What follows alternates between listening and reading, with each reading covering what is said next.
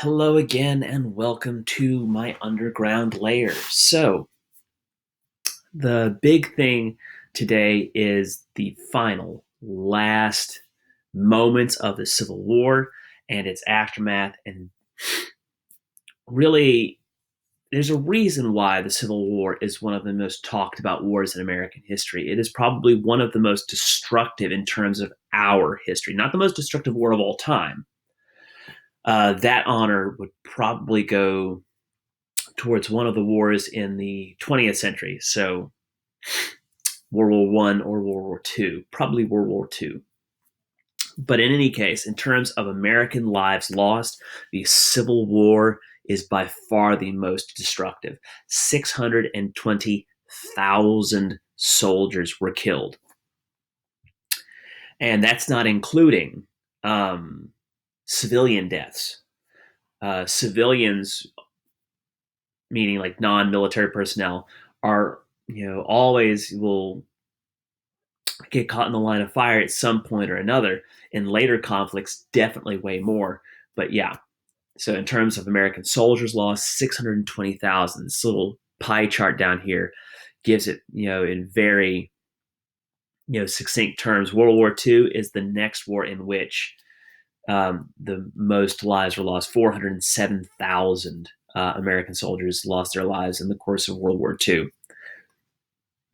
And just look right here, the Revolutionary War, only 25,000 American lives were lost. The Vietnam War, 58,000. The Vietnam War has now been eclipsed by the number of coronavirus deaths. So kind of, immense.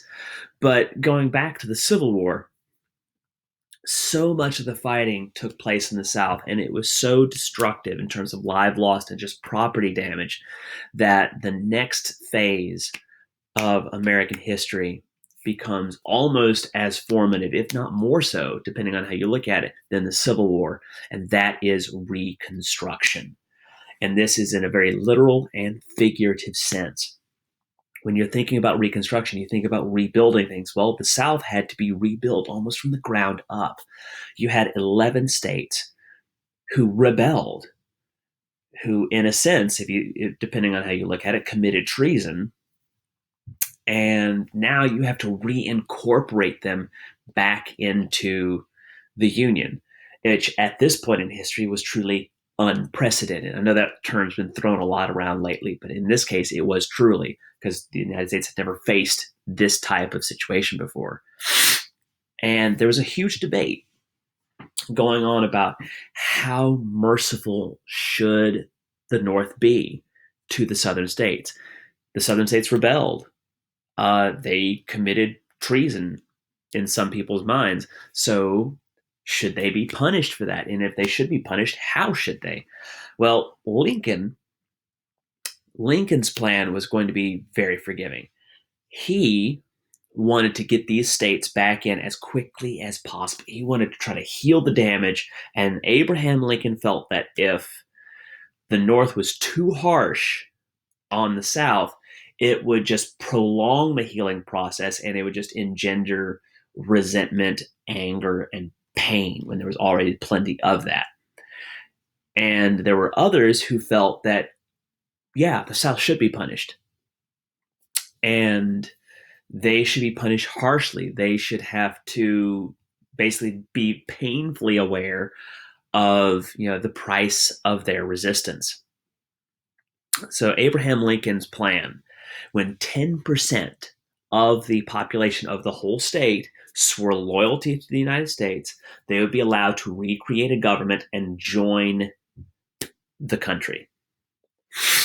And they would have to, in joining the country, they would, of course, have to ratify the 13th Amendment, which abolished slavery.